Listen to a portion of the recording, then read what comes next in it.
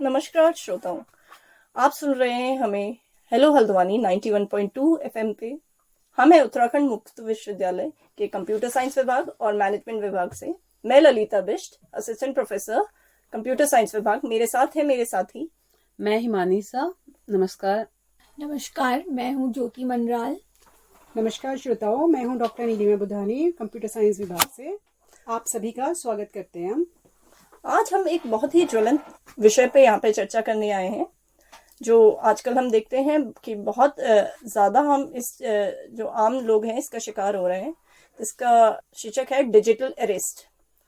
तो ये हम अपने आपस में चर्चा करके और अपने व्यक्तिगत अनुभव से भी आप लोगों को थोड़ा जागरूक करना चाहेंगे इस विषय पे कि कैसे आप इस साइबर अटैक से या साइबर अरेस्ट से बच सकते हैं, या हम कहें कि प्रिकॉशन लेने चाहिए, क्या हमको सोच समझ के एक्टिविटीज़ करनी चाहिए और कैसे हमें आगे के प्लान करना चाहिए। इस विषय पे हम बात करेंगे आज। और कैसे हमें जो हमारी इंफॉर्मेशन है वो हर किसी से शेयर नहीं करनी चाहिए, भले वो दूसरे एंड में आपको ये ना बोले कि हम इस ऑथराइज एजेंसी से बात कर रहे हैं। और किस तरीके से आप अगर इस साइबर क्राइम का शिकार हो रहे हैं तो कुछ हेल्पलाइन नंबर्स हम आपको बताएंगे जिन पे आप रजिस्टर करवा सकते हैं।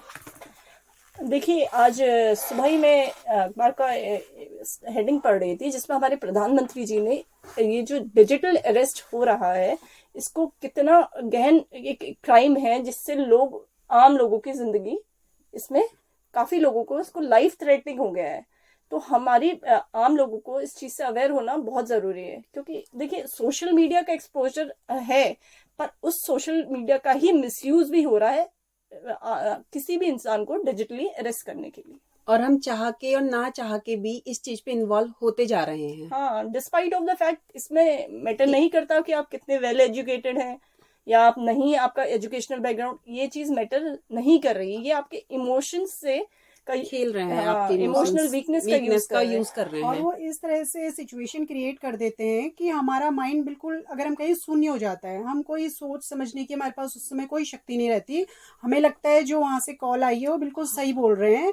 तो हमारी एजुकेशन, या हमको खुद भी पता है कि इस समय चारों ओर साइबर क्राइम कितना फैल रहा है, साइबर अरेस्ट कितना हो रहा है, हम ये सब कुछ एक तरफ रख के उनकी बातों में बड़ी इजीली आ जा रहे हैं। तो हमें यही सब कुछ देखना है, हमें कैसे बचना है इससे। और उस समय हम अपने में भरोसा करने के बजाय उस अननोन की कॉल पे ज्यादा भरोसा कर लेते हैं। हाँ, मैं एक अपना व्यक्तिगत अनुभव शेयर करना चाहूंगी। एक वीक पहले की बात है, मैं डिपार्टमेंट में ही थी और मेरे पास एक फोन कॉल आया। इसमें हमें एक चीज नोटिस करना है कि नॉर्मली कुछ ऑटोमेटेड कॉल्स भी रहते हैं। वो एक मशीन जनरेटेड ऑटोमेटिक कॉल थी जिसमें मेरे से बोला, मशीन के थ्रू ये एक स्टेटमेंट था कि to track your consignment press 1। अब इस चीज का हमें बहुत अवेयर रहना जरूरी है कि हम कोई भी ऐसी चीज अपने एंड से ना करें। और वो मेरी मिस्टेक थी कि मैंने 1 डायल किया। अब वो 1 डायल करते ही वो कॉल कनेक्ट हुई, एक पर्सन दूसरे एंड से बोला और वो बोला मैं आपका एक कंसाइनमेंट ट्रैक हुआ है, मैं कस्टम डिपार्टमेंट का ऑफिशियल बोल रहा हूँ, ये कोई इलीगल कंसाइनमेंट है जो आपके एंड, आप उसमें सेंडर हैं।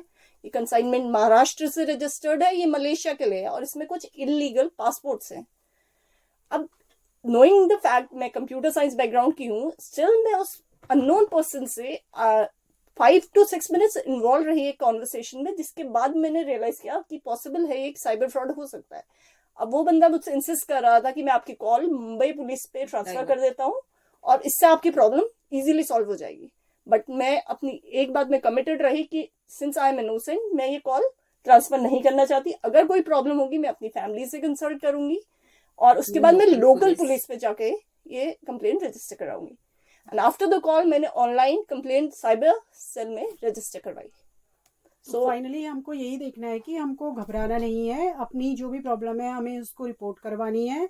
और ऐसे ही आजकल बहुत सारे केसेस हम सुन ही रहे हैं। अभी हाल में हमने देखा था कि आगरा में कोई लेडी थी जो कि खुद एक प्रिंसिपल थी, स्कूल में टीचर रहने के बाद वो प्रिंसिपल रही है, और उनके पास एक कॉल आई थी कि आपकी बेटी किसी इलीगल एक्टिविटी में अरेस्ट की गई है और पुलिस में अभी वो पकड़ी गई है।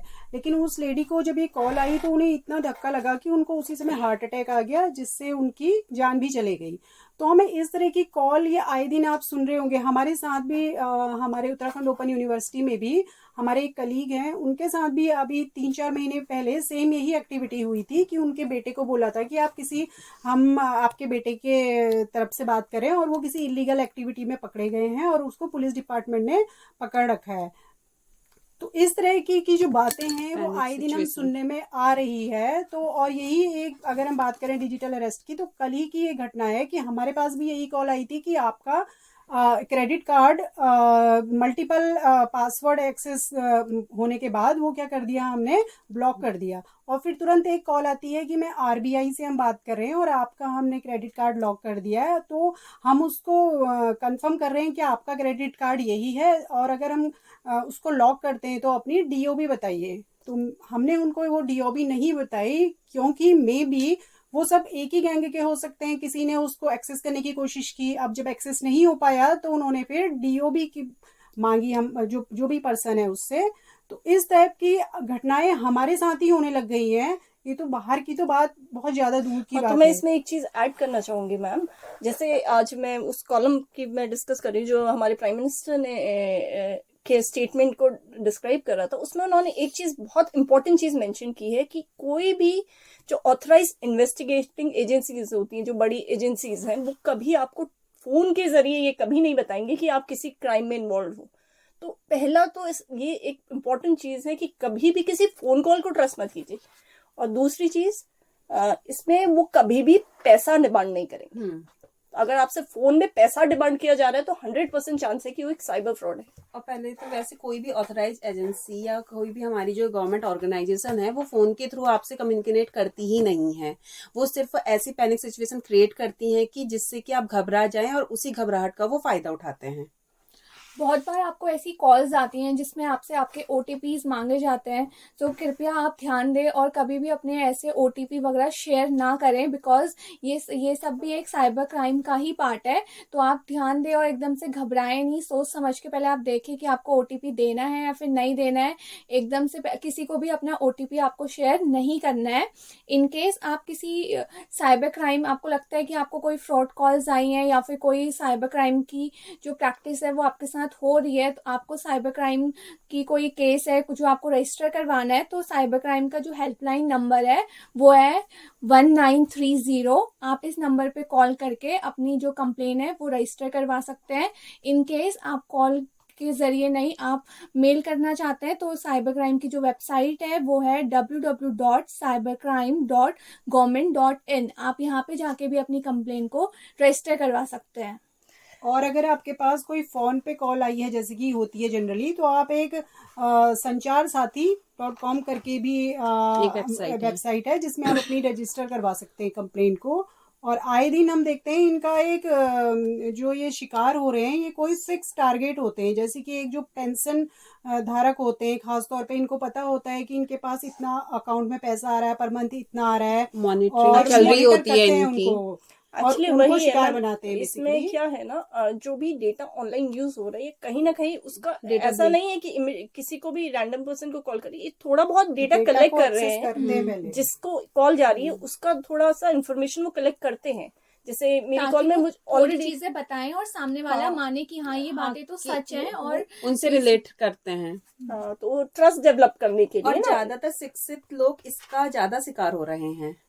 हाँ, तो वही इसमें शिक्षा का ऐसा डायरेक्टली कोई लिंक criteria- नहीं है। ये बस आपका प्रेजेंस ऑफ माइंड है कि आप और उस आप समय कितने किसी aware हैं। सिचुएशन में, किसी पैनिक सिचुएशन में आपका रिएक्शन क्या है, आप किस तरह से रिएक्ट करते हैं। तो जितना काम एंड कंपोज हम रहेंगे और जितना स्मूथली चीजें को हम हैंडल कर पाएंगे। सो आज के लिए इतना ही। शुभ दीपावली, और उम्मीद करते हैं कि हमारी इस जानकारी के बाद काफी लोग इस साइबर फ्रॉड से बच पाएंगे।